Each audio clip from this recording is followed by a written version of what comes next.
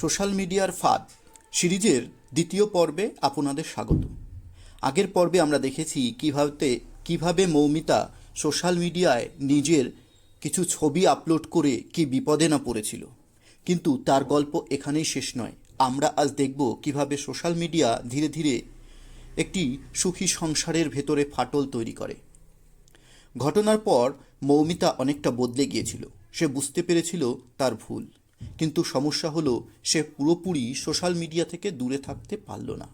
ধীরে ধীরে আবার সে মোবাইল ব্যবহার করতে শুরু করলো, তবে এবার একটু সাবধান হয়ে। কিন্তু এই অল্প অল্প ব্যবহারটাই আবার বড় সমস্যার কারণ হয়ে দাঁড়ালো। আগে মৌমিতা অর্ণবের সাথে সময় কাটাতো। তার দিন কেমন গেল, কি সমস্যা হলো, সে কি করলো, সব শেয়ার করত। কিন্তু এখন অর্ণব বাড়ি ফিরে দেখে মৌমিতা মোবাইলে ব্যস্ত। একটু পরে কথা বলছি, এটাই হয়ে উঠল তার সবচেয়ে সাধারণ উত্তর। খাবার টেবিলে বসেও সে স্ক্রল করছে মোবাইল, ঘুমানোর আগেও মোবাইল স্ক্রল করছে, সকালেও মোবাইল স্ক্রল করছে।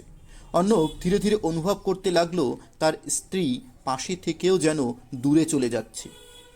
একসময় তাদের কথাবার্তা কমে গেল, ছোট ছোট বিষয় নিয়ে ঝগড়া শুরু হলো।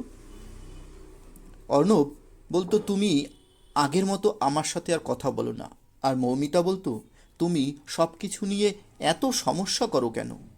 দুজনেই একে অপরকে বুঝতে পারছিল না। মৌমিতা ভাবতো, আমি তো শুধু একটু মোবাইল ফোনই ব্যবহার করছি।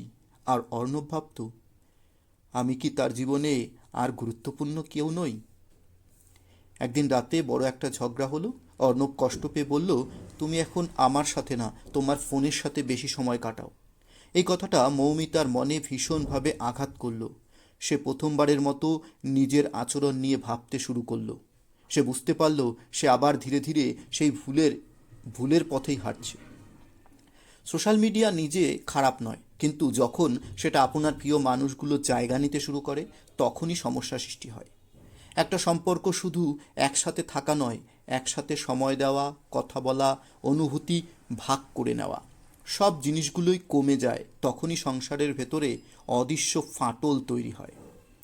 কিন্তু মৌমিতার জীবন এখানেই শেষ নয়। এই দূরত্ব একসময় এমন জায়গায় পৌঁছায় যেখানে তাদের সম্পর্ক ভাঙার মুখে এসে দাঁড়ায়। কি হয়েছিল এরপর? তারপর কি আবার তারা এক হতে পেরেছিল? এই উত্তর জানবো এই সিরিজের তৃতীয় পর্বে। ভিডিওটা যদি ভালো লাগে তাহলে লাইক করুন, শেয়ার করুন, আর চ্যানেলটি সাবস্ক্রাইব করতে ভুল করবেন না। কারণ এই গল্পের পরে নতুন চমক আছে, যেখানে মৌমিতার ভাঙা সংসারেও আবার নতুন করে আসার